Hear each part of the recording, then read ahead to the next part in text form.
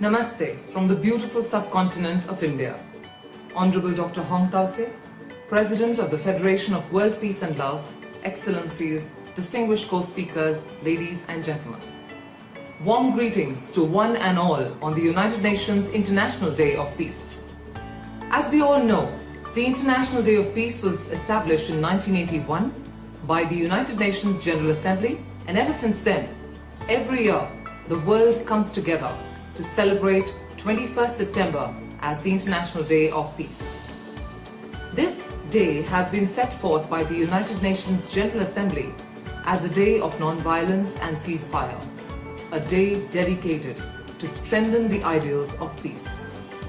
Today, the COVID-19 pandemic has driven society to collectively think out of the box about how we can make our world more sustainable, inclusive, just, equal, equitable, healthy, as well as how we can help the world to recover from the pandemic and build resilience towards the vast strata of issues it has created. These issues have been most prevalent in the underprivileged and marginalized groups of society. As of April 2021, 687 million COVID-19 vaccine doses have been administered globally, but over 100 countries are yet to receive their first dose.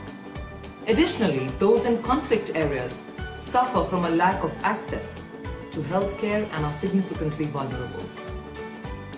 In February 2021, the United Nations Security Council passed a resolution for all member states to support a sustained pause to local conflicts. This was in line with the Secretary General's appeal for a global ceasefire in March 2020 to ensure that people in areas of conflict receive essential and required vaccinations and healthcare. We, as a collective society, must make all the effort we can to ensure that the global ceasefire shall continue to be honored.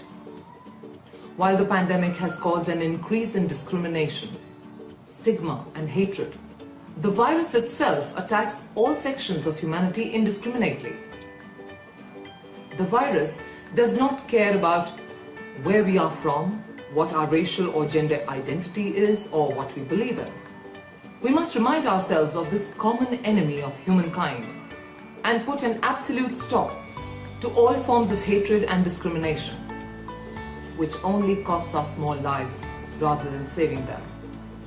To truly recover from the widespread devastation triggered by the pandemic, we must learn to make peace with one another and accept each other unconditionally.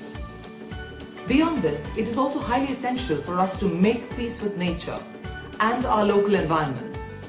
Humanity has ensured that climate change is an ever-present phenomenon, which continues regardless of economic shutdowns and travel restrictions caused by the pandemic. Our world desperately needs a green and sustainable global economy.